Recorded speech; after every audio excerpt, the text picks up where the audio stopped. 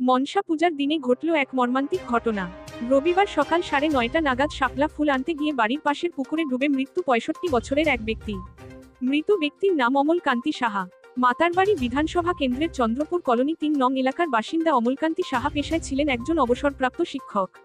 পরিবারের কাছ থেকে জানা যায়, বাড়ির পাশে পুকুরে শাপলা ফুল তুলতে নেমেছিল আর ওপরে উঠতে পারেননি তিনি।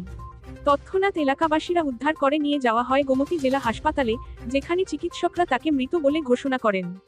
এই আকস্মিক মৃত্যুর ঘটনায় শোকের ছায়া নেমে এসেছে গোটা চন্দ্রপুর এলাকায়। এদিকে বাড়ির পূজার্চনা মাঝপথেই থেমে যায়।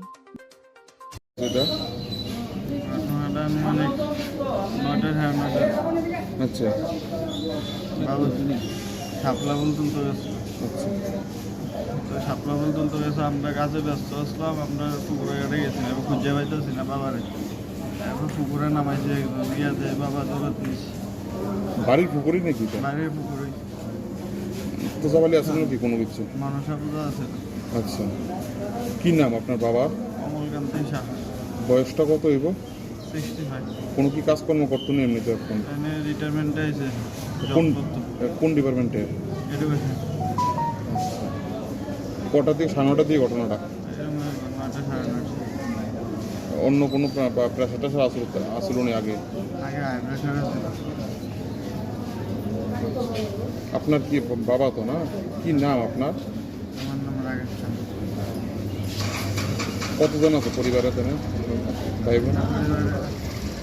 আমাদের পরিবারে টোটাল 5 জন। 5 জন সদস্য। অমল সাহা 65 বছরের একজন লোক। তার বাড়ির লোক পরে আসে, কিছু লোক তাকে নিয়ে আসে, জলে ডুবে ওনার মৃত্যু হয়েছে জানা গেছে। হাসপাতালে আনার পর আমরা ওকে মৃত বলে ঘোষণা করি। কটা থেকে ঘটনাটা?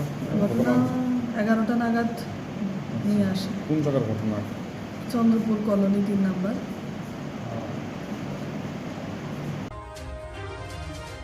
ব্যুরো রিপোর্ট, জনতার বার্তা।